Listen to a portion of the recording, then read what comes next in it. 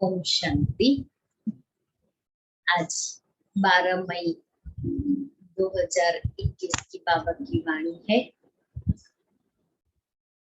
आज विशेष बाबा हम बच्चों को कहते हैं कि तुम अपने से पूछो, अपने को देखो कि कितने पाप किए हैं और कितने पुण्य किए हैं। तो आज पाप और पुण्य का हिसाब निकालना है। और फिर बाबा कहता कि बाबा आया है तुम बच्चों को सुख का वर्षा देने के लिए, और सुख का वर्षा मिलता है पढ़ाई से। तो जितना पढ़ाई पढ़ेंगे उतना सुख का वर्षा मिलेगा, देवता बनेंगे। और फिर बाबा कहता है कि इस समय ऐसा कोई कर्म नहीं करना है जो वो तुम्हारा विकर्म बन जाए, पाप कर्म बन जाए और पापात्मा बन जाए। फिर बाबा ने आज बलिहार जाने की बात बताई कि तन मन धन से बलिहार जाना है। जो बच्चे अभी बाप से बलिहार जाते हैं, बाप 21 जन्मों के लिए उन पर बलिहार जाते हैं। और ये संगम युग के समय में अपना सब कुछ स्वाहा कर सफल करना है। आज बाबा पूछते हैं, तुम बच्चे अभी खुशी खुशी से बाप पर बलि चढ़ते हो, क्यों? तुम बच्चे अभी खुशी खुशी से बाप पर बलि चढ़ते हो, क्यों?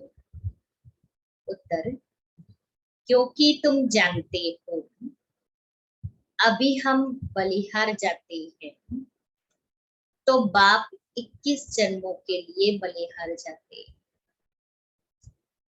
तुम बच्चों को यह भी मालूम है कि अभी सविनाशी रुद्र ज्ञान यज्ञ में सब मनुष्य मात्र को स्वाहा होना ही है।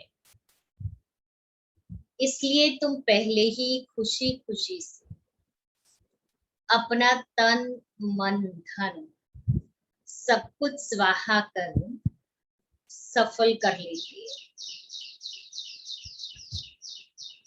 मीठे बच्चे, जब तुम संपूर्ण पावन बनोगे तभी बाप तुम्हारी बलि स्वीकार करेंगे।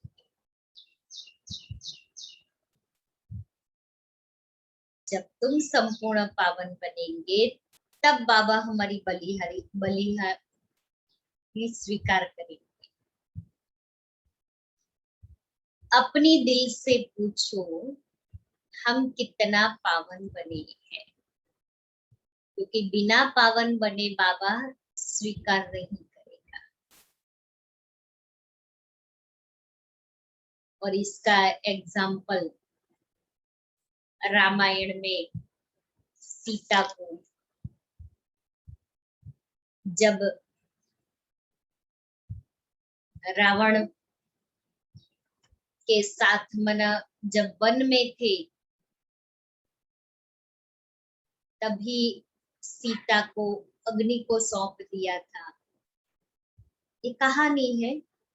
और फिर सीता का वही एक लाइफ का स्वरूप ही था। और जब श्री राम ने रावण का वध करके विजय प्राप्त कर ली और अशोक वाटिका में से सीता को जब लाया गया तो पहले उसकी परीक्षा हुई।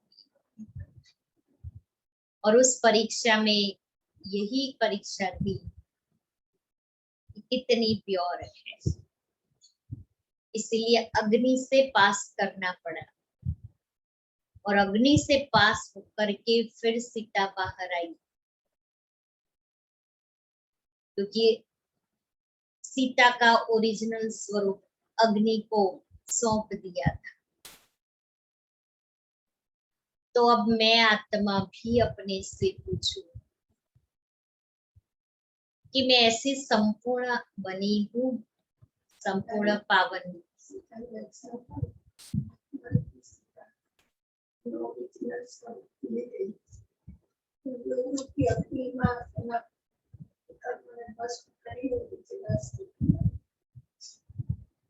तो हम अपने से पूछे कि ऐसी मैं आत्मा भी पावन बनी हूँ जो बाबा मेरी बलिहारी स्वीकार करे, क्योंकि हम सभी आत्माएं सीताई और हम सभी आत्मा रूपी सीता को बाप पर बलिहार जाने के लिए योग की अग्नि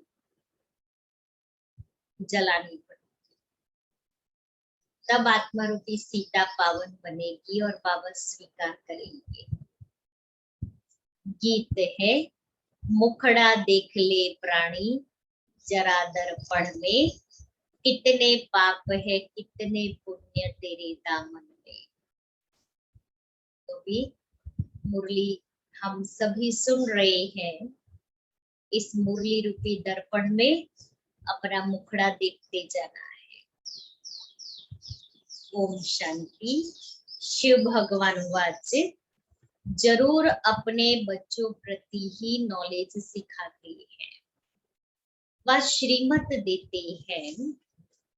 हे बच्चों, वह हे प्राणी, शरीर से प्राण निकल जाते हैं, वह आत्मा निकल जाती है, एक ही बात है। हे प्राणी अथवा हे बच्चे, तुमने देखा कि मेरे जीवन में कितना पाप था और कितना पुण्य था, हिसाब तो बता दिया है। तुम्हारे जीवन में आधा कल्प पुण्य आधा कल्प पाप होते हैं।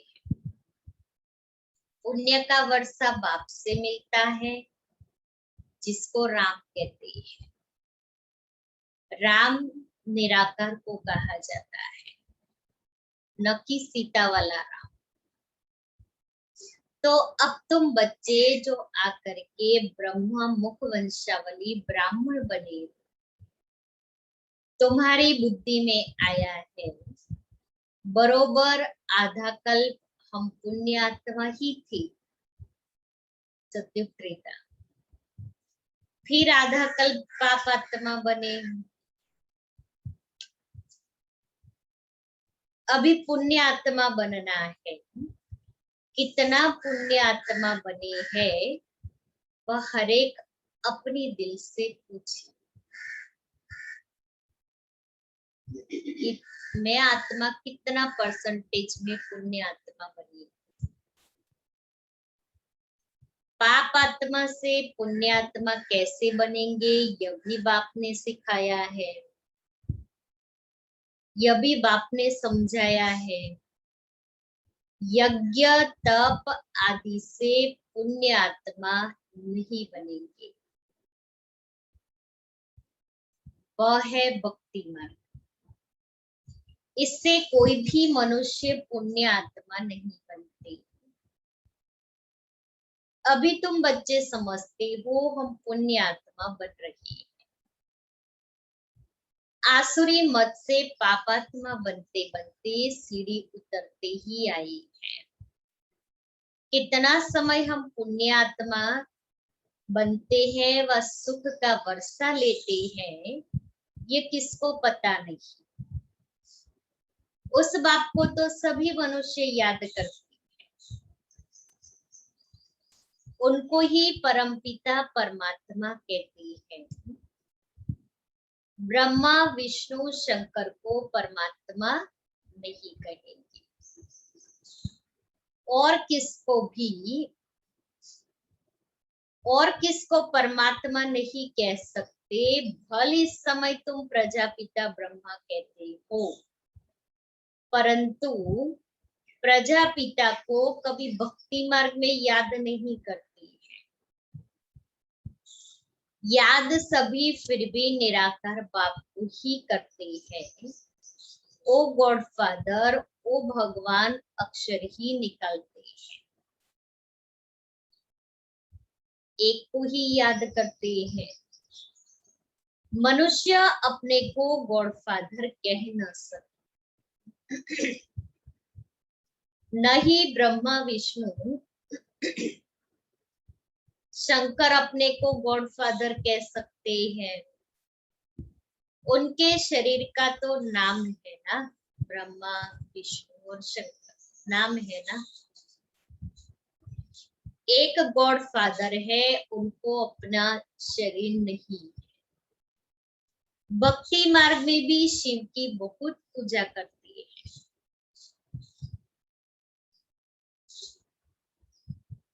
अभी तुम बच्चे जानते हो शिव बाबा इस शरीर द्वारा हमसे बात करते हैं। हे बच्चों, कितना प्यार से समझते हैं। मैं सर्व का पतित पावन, डायरेक्ट शिव बाबा, मैं सर्व का पतित पावन, सद्गति दाता।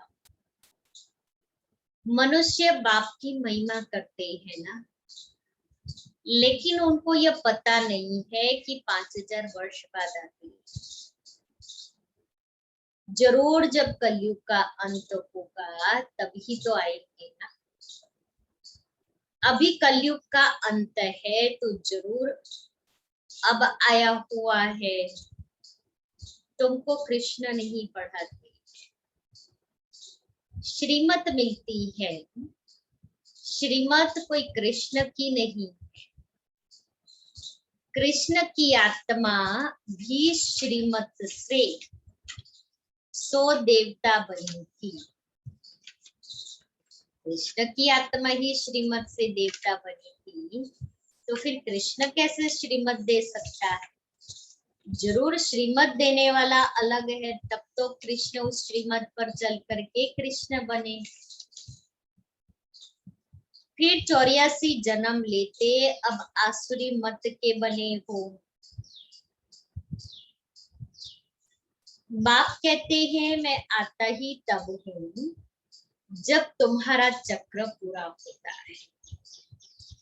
तुम जो शुरू में आई थी, अब जड़जड़ी भूत अवस्था में हो। झाड़ पुराना जड़जड़ी भूत होता है तो सारा झाड़ ऐसा हो जाता है।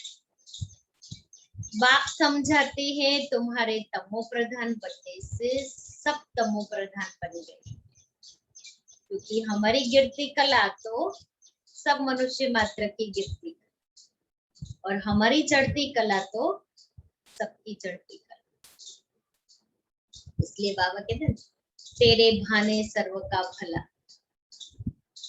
तो हमारे बहाने सब भी मनुष्य आत्माओं का कल्याण हो जाता है, क्योंकि बाबा हमारा कल्याण करने के लिए आए।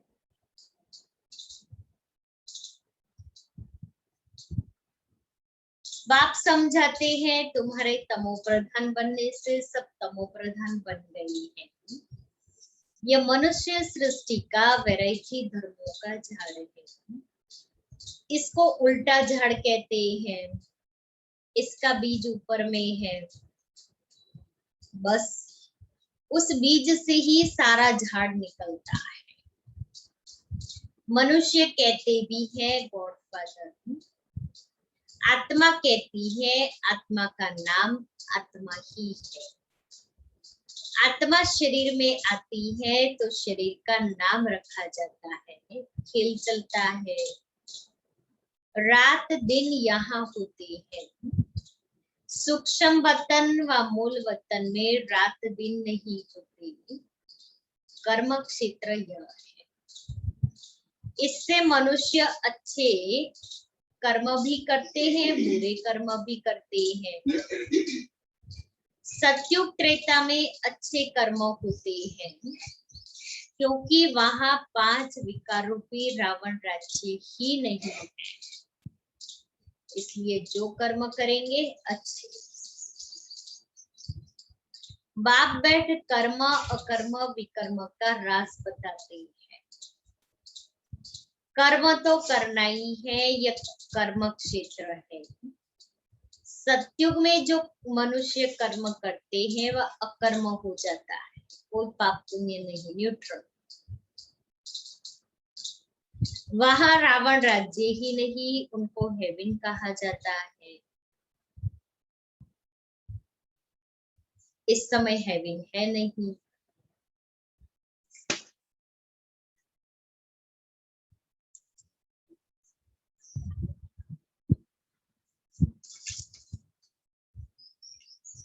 सतयुग में एक ही भारत था और कोई खंड नहीं था।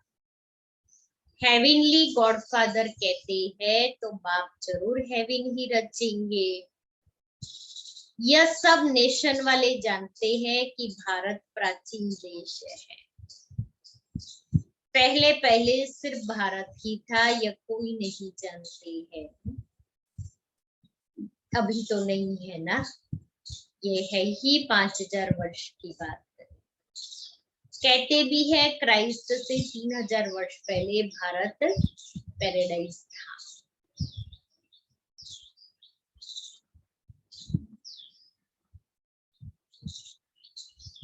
रचयिता जरूर रचना रचेंगे। तमो प्रधान बुद्धि होने कारण इतना भी समझते नहीं।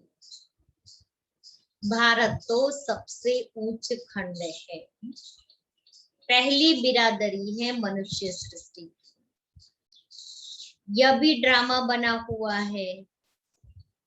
शाहूकार गरीबों को मदद करते हैं, यह भी चला आता है। भक्ति मार्ग में भी शाहूकार गरीबों को दान करते हैं। जिसको दान करते हैं वह भी पतित है।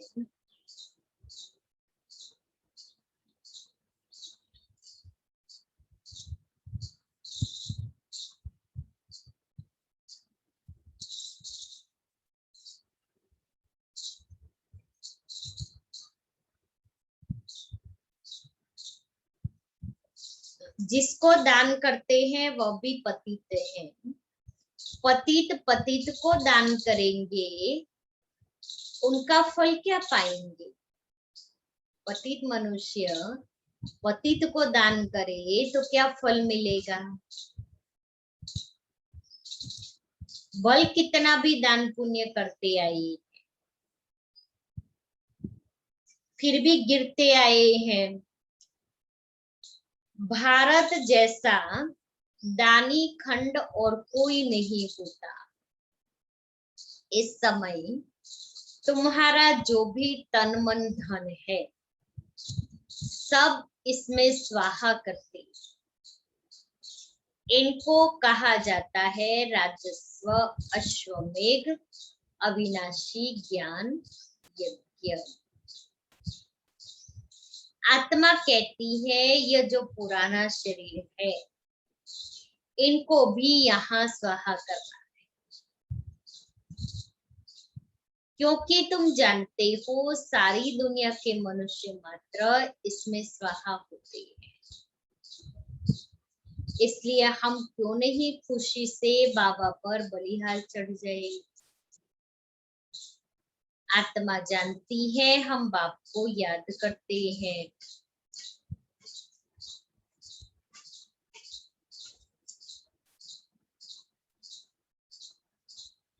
कहते भी हैं बाबा आप जब आएंगे तो हम बलिहार जाएंगे, क्योंकि अब हमारे बलिहार जाने से आप फिर 21 बार बलिहार जाते हैं।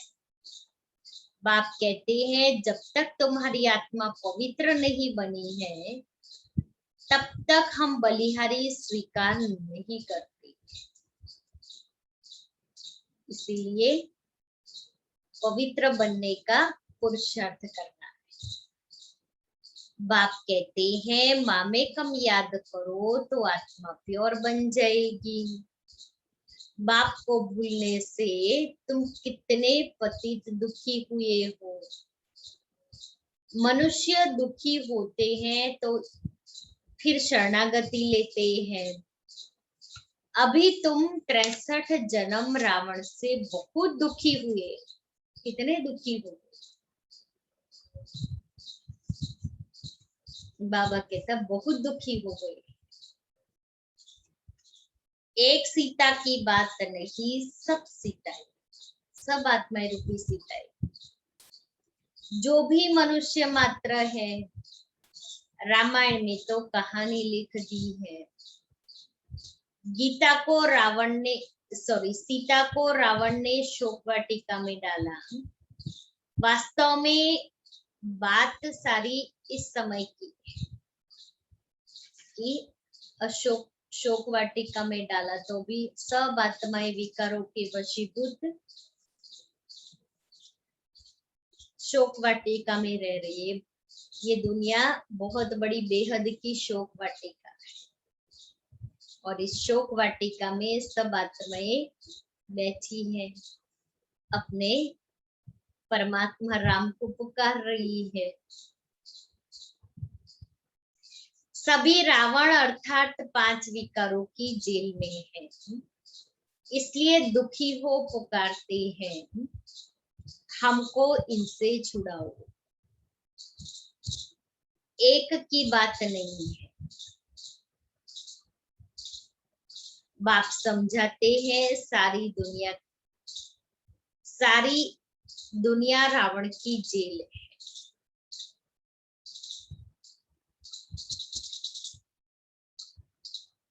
रावण राज्य है ना। कहते भी हैं राम राज्य चाहिए। गांधी ने भी कहा सन्यासी कभी ऐसे नहीं कहेंगे कि राम राज्य चाहिए। कहते राम राज्य भारतवासी ही कहेंगे। इस समय आदि सनातन देवी देवता धर्म है नहीं, और ब्रांचेस है।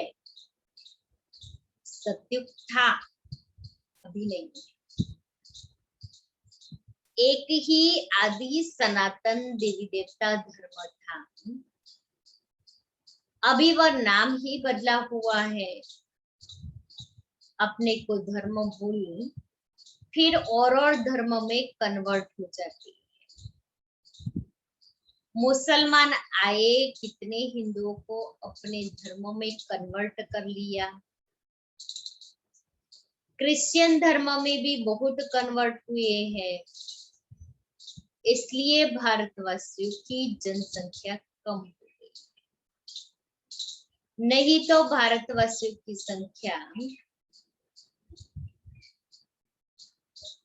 सबसे जास्ती होनी चाहिए, क्योंकि भारत पुराना खंड है, इसलिए जास्ती होना चाहिए, पर नहीं है। अनेक धर्मों में कन्वर्ट हो गए। नहीं तो बाप कहते हैं तुम्हारा जो आदि सनातन देवी देवता धर्म है वह सबसे ऊंचे। सतो प्रधान थे, अब वही बदलकर फिर तमो प्रधान है। अब तो बच्चे जानते हो ज्ञान सागर पतित पावन जिसको बुलाते हो वही सम्मुख पढ़ा रहे हैं। वह ज्ञान का सागर प्रेम का सागर है। क्राइस्ट की ऐसी महिमा नहीं करेंगे कि वो ज्ञान का सागर और शांति सुख का सागर है।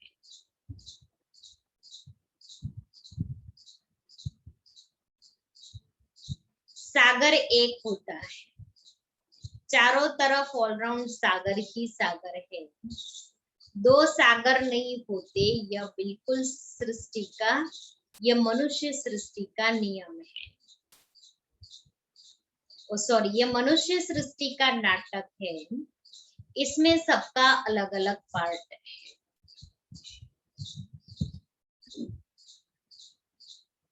बाप कहते हैं मेरा कर्तव्य सबसे अलग है, मैं ज्ञान का सागर हूँ।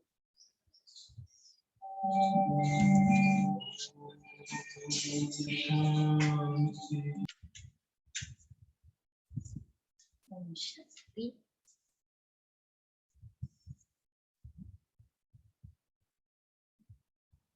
तो बाबा कहते हैं कि बाप कहते हैं मेरा कर्तव्य सबसे अलग है, मैं ज्ञान का सागर हूँ। मुझे ही तुम पुकारते हो हे पतित पावन, फिर कहते हो लिबरेटर। लिबरेट किससे करते यह भी कोई नहीं जानते। तुम जानते हो हम सत्युग त्रेता में सुखी थे, उसको स्वर्ग कहा जाता है। अभी तो है ही नर्क, इसलिए पुकारते हैं दुख से लिबरेट कर, सुख धाम में ले चलो। सन्यासी कभी नहीं कहेंगे कि फलाना स्वर्गवासी हुआ। वह फिर कहते हैं पार निर्वाण गया। सन्यासी विलायत में भी कहते हैं लेफ्ट फॉर हेवनली अबोर्ड, समझते हैं गॉडफादर के पास गया। हेवनली गॉडफादर कहते हैं बरोबर हेवन था, अब नहीं है। हेल के बाद हेवन चाहिए। गॉडफादर को यहाँ आकर हेवन स्थापन करना है। सूक्ष्म वतन मूल वतन में कोई हेवन नहीं होता है, जरूर बाप को ही आना पड़ता है। बाप कहते हैं मैं आकर प्रकृति का आधार लेता हूं। मेरा जन्म मनुष्य माफिक नहीं, मैं गर्भ में नहीं आता हूं। मैं गर्भ में नहीं आता, तुम सभी गर्भ में आते।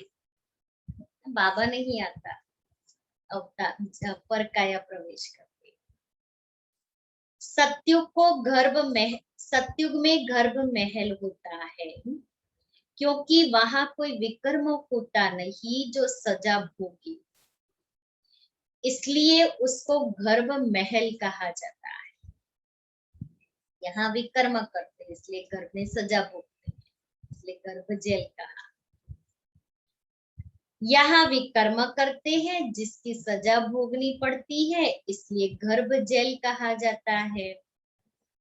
यहाँ रावण राज्य में मनुष्य पाप करते रहते हैं। यह है ही पाप आत्माओं की दुनिया।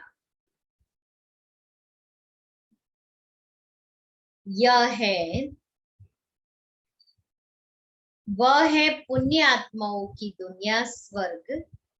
इसलिए कहते हैं पीपल के पत्ते पर कृष्ण आया। ये कृष्ण की महिमा दिखाते हैं। सत्युग में गर्भ में दुख नहीं होता है। बाप कर्म अकर्म विकर्म की गति समझाते हैं।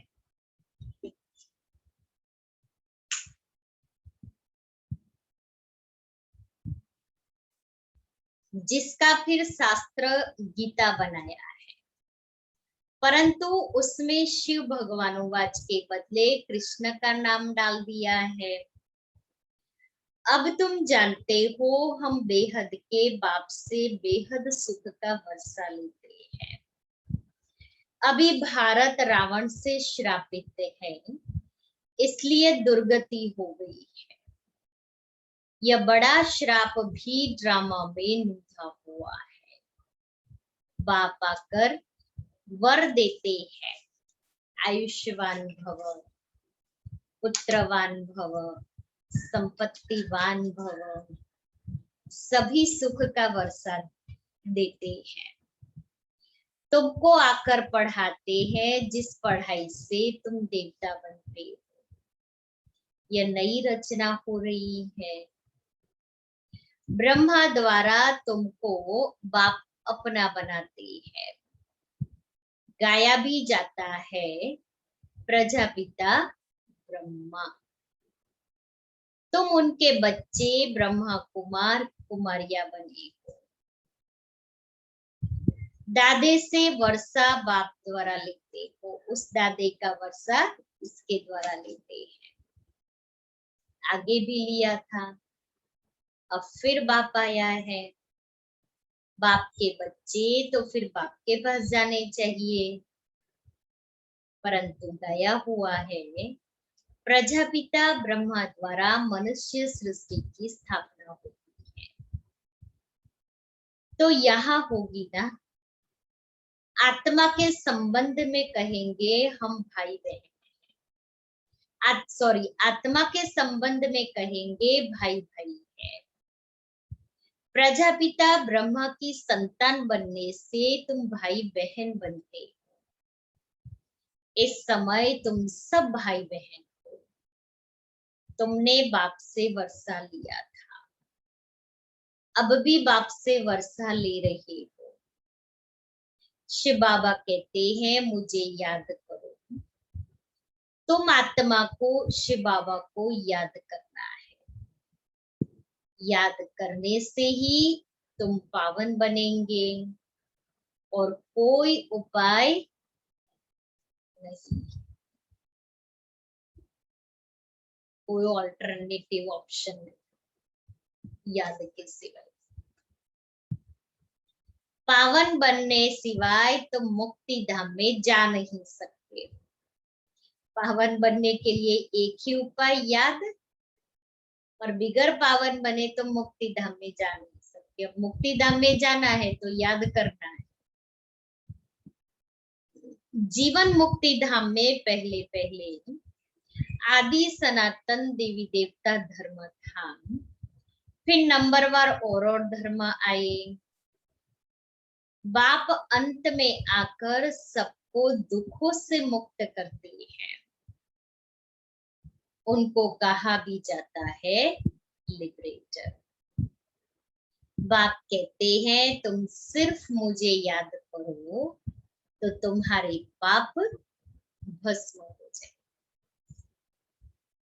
बुलाते भी हो, बाबा आओ हमको पतित से पावन बनाओ।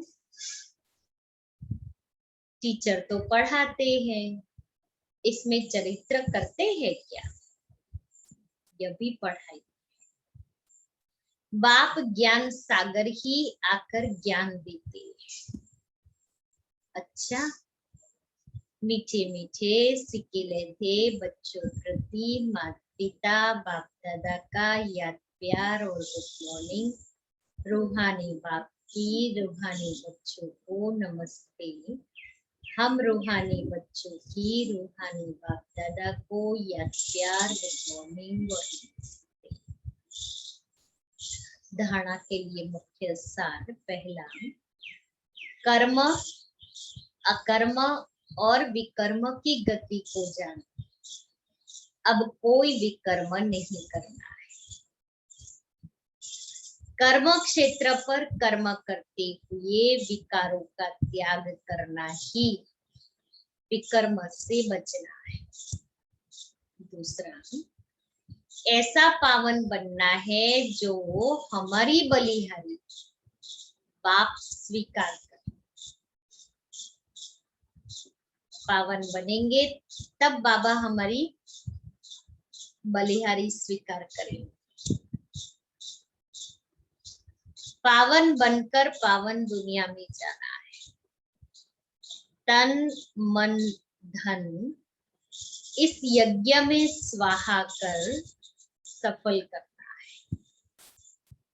वरदान है, आलस्य के भिन्न भिन्न रूपों को समाप्त कर सदा उल्लास में रहने वाले तीव्र पुरुषार्थी भव। वर्तमान समय माया का वार आलस्य के रूप में भिन्न भिन्न तरीके से होता है। अभी तो कितनी अच्छी माया आलस्य के रूप में आ गई। घर में बैठे मुरली सुननी है तो कैसे सुनते हो आप सभी? कोई तो उठ के सीधा बैठ गए, बेड पर ही मुरली सुन रहे हैं। अभी हर एक अपना साक्षात्कार खुद कर सकता है कि हम किस तरीके से कैसे मुरली सुन रहे हैं। तो बाबा कहता है वर्तमान समय माया का भिन्न भिन्न रूप से, आलस्य के भिन्न भिन्न रूप से अटैक होता है। ये आलस्य भी विशेष विकार है। इसे खत्म करने के लिए सदा उल्लास में रहो। जब कमाई करने का उल्लास होता है तो आलस्य खत्म हो जाता है। इसलिए कभी भी उल्लास को कम नहीं करना। उमंग उत्साह में रहेंगे ना तो आलस नहीं आएगा। सोचेंगे, करेंगे, कर ही लेंगे, हो जाएगा, ये सब आलस्य की निशानी। बाबा आप चिंता नहीं करो, हम समय पर कर लेंगे, हो जाएगा। हम नहीं करेंगे तो और कौन करेगा? क्योंकि बाबा हम तो आपके बच्चे ही है ना। ऐसे आलस्य वाले निर्बल संकल्पों को समाप्त कर यही सोचो कि जो करना है, जितना करना है, अभी करना है। तब कहेंगे तीव्र पुरुष। रवि जानकी की भी यही विशेषता, जो करना है अभी करना है, कल किसने देखा। तो मुझ आत्मा को भी मैंने कल थोड़ी देखी, काल पर तो हमने विजय प्राप्त नहीं की है, जो हम सभी कल पर छोड़ देंगे। इसके ऊपर महाभारत में बताते हैं कि जब पांडवों के महल में द्वार पर कोई कुछ लेने के लिए आया तो युधिष्ठिर ने कहा कि कल आना। भीम ये बात सुन लेता है तो वो नगर में ढिंढोरा पिटवाता है कि महाराज युधिष्ठिर ने काल पर विजय प्राप्त कर ली। तो जब ये बात युधिष्ठिर के, महाराज युधिष्ठिर के कानों में जाती है तो कहते हैं भीम पूछवाया, तो कहा भीम ने ऐसा ढिंढोरा पिटवाया है। तो भीम को बुलाया और पूछा तो कहा महाराज आपके द्वार पर आया वो मनुष्य जिसको आपने कहा कि कल आना, कल आना माना आपने काल पर विजय प्राप्त कर ली है, इसीलिए तो आपने कल आने के लिए कहा। तो हम भी ये कहे बाबा को कि बाबा समय पर कर लेंगे, कल करेंगे, हो जाएगा, सोचेंगे। तो ये गेंगे की भाषा आलस्य की। तो जो करना है, जितना करना है, अभी करना है। अभी करो कि बाद में करो, करना तो है ही, तो पहले कर ले। स्लोगन है सच्चे सेवाधारी वह है जिनका सोचना और कहना समान है। सोचना और कहना समान है। आज का हमारा स्वमान है मैं लाइट स्वरूप, मैं लाइट स्वरूप।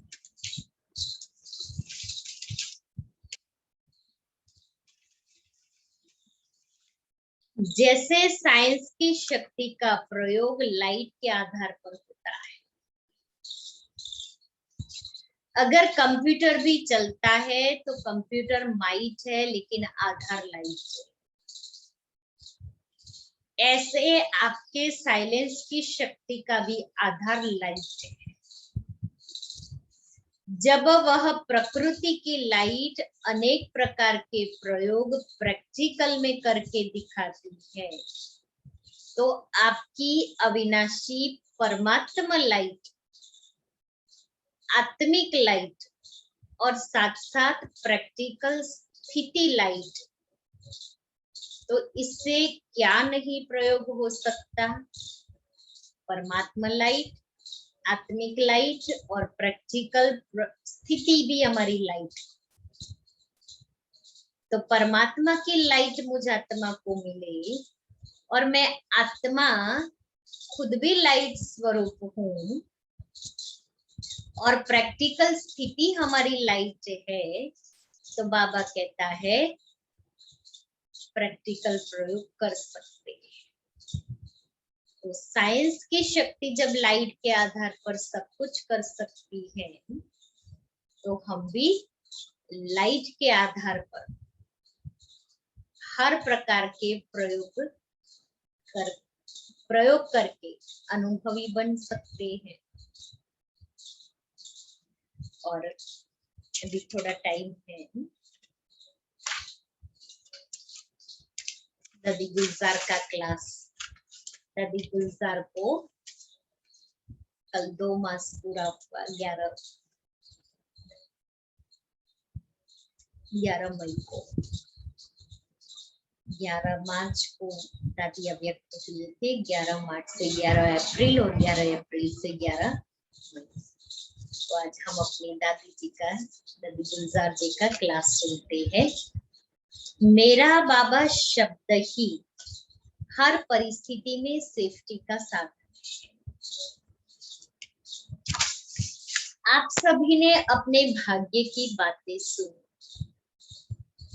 और सबसे पहला भाग्य तो हम सभी हर कल्प में बाबा के भाग्यवान बच्चे बनते आए, अभी भी बने हैं और हर कल्प में हम ही बनेंगे। ये कितना बड़ा भाग्य है। बाबा कहते हैं 16,000 की माला में भी जो लास्ट नंबर का दाना है वो भी बहुत भाग्यवान है। कई समझते हैं हमारा क्या भाग्य है, इतना बड़ा भाग्य तो दिखाई नहीं देता है, क्योंकि सोचते हैं कि मेरे में तो कोई खास विशेषता दिखाई नहीं देती है, न कोई इतना बड़ा भाग्य है। लेकिन बाबा हम हर बच्चे को भाग्यवान की नजर से ही देखते हैं और कोई भी विशेषता आप में न हो ऐसा नहीं हो सकता कि हमारे में कोई विशेषता न हो। आपकी एक विशेषता बाबा को बहुत पसंद आई, इसलिए आपको अपना बना लिया। बाबा ने मुझे अपना बना लिया, ये सबसे बड़े भाग्य की बात है। नहीं तो दुनिया में कहाँ हम ठोकरे खाते। सच में अनुभव होता है ना कि हम बाबा के बच्चे बने, बाबा ने मुझे अपना बच्चा बनाया।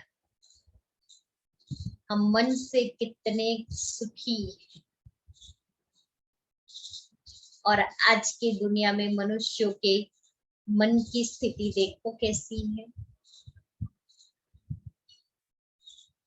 आपने पहचान करके दिल से कहा मेरा बाबा, तो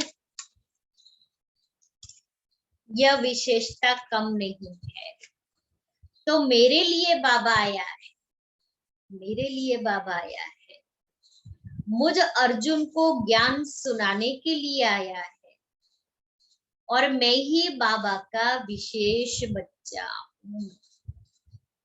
इसी विशेष रूप से बाबा हरेक को देखता है, क्योंकि कोटों में कोई तो आप ही हो ना, कोई में भी कोई हो, क्योंकि बाबा को तीसरे नेत्र से पहचान के संबंध जोड़ के कहा है कि मेरा बाबा।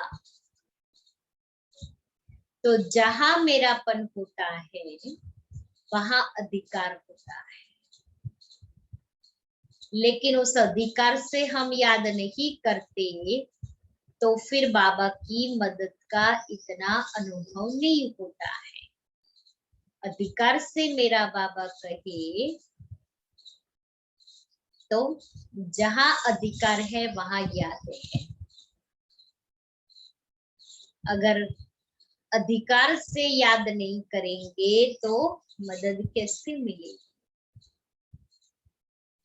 बाबा जो श्रीमत देते हैं उस पर हाजी हाजी करते चलो तो हजूर आपके आगे हाजिर हो जाएगा। दिल से बाबा कहने वालों को बाबा की मदद का अनुभव न हो, यह हो नहीं सकता, यह असंभव है। लेकिन मदद लेने की विधि है हिम्मत। पहले कहा मेरा बाबा, अब दादी कहती है दूसरा ऐड किया कराया हिम्मत। पहले हमें हिम्मत तो रखनी होगी। हम हिम्मत का एक कदम उठाएंगे तो बाबा पदम गुणा मदद करेंगे। बाबा हमारे साथ कंबाइंड है तो वो मददगार बनने में कैसे भूल कर सकता। सिर्फ हम उस अधिकार से बाबा को अपना बनाकर रखें। बाबा कहते हैं मैं सर्वशक्तिवान हूं, तो बच्चे क्या हुए? मास्टर सर्वशक्तिवान। बाप की जो प्रॉपर्टी है वह बच्चे की प्रॉपर्टी नेचुरल हो ही जाती है। तो बाबा के पास कौन सी प्रॉपर्टी है? शक्तियों की, गुणों की प्रॉपर्टी। यही तो शिव बाबा की प्रॉपर्टी है। उनके उसके हम मालिक हैं, मास्टर सर्वशक्तिवान है।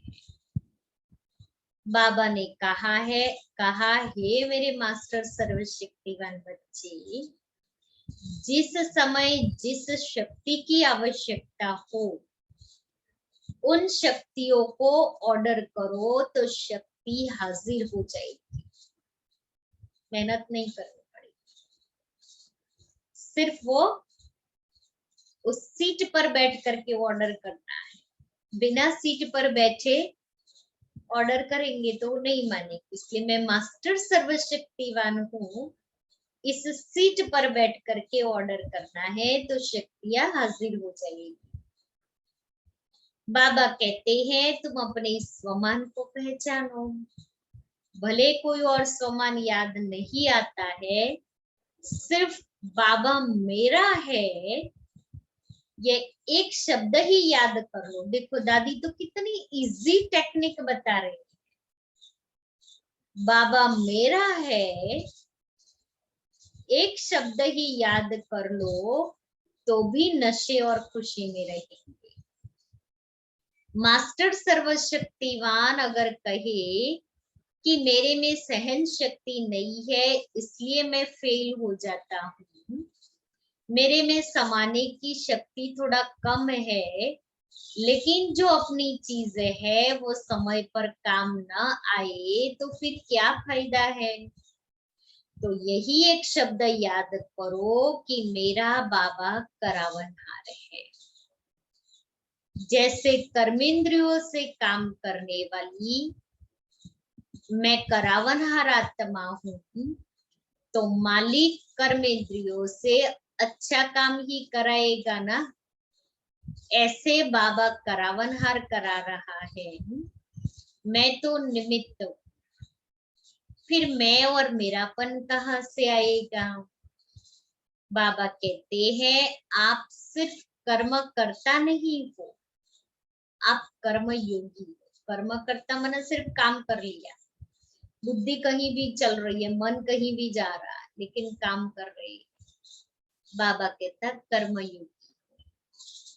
तो हथ काटे दिल यार्डे, हाथ से काम करते हैं और दिल से बाबा को याद करते हैं, इसलिए कर्म योगी। योग और कर्म दोनों का बैलेंस हो तो हर कर्म शक्तिशाली ही होगा, क्योंकि सर्वशक्तिवान की याद में किया हुआ कर्म है।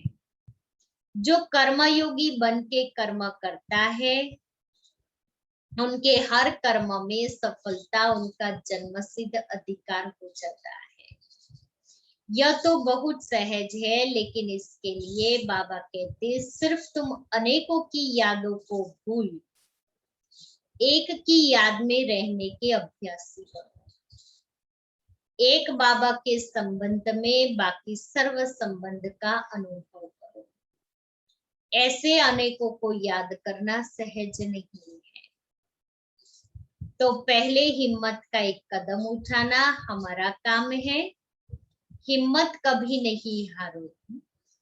चाहे आप में कई कमजोरियां है, लेकिन बाबा कंबाइंड है, तो उससे मदद लो, साथ की शक्ति से सहयोग लो। भगवान के महावाक्य कब टल नहीं सकते हैं। इतना विश्वास अगर होगा तो कभी आपका भाग्य जा नहीं सकता। माया का कोई भी विघ्न आपके पास आए, उस समय दिल से बाबा कहो तो वो खत्म हो जाएगा। कोई भी विघ्न आए माया का, तो दिल से बाबा कहो तो वो खत्म हो जाएगा। सरल टिप्स, सरल विधि, सरल टेक्निक। तो हर परिस्थिति में बाबा ही सेफ्टी का साधन है। ओम शांति।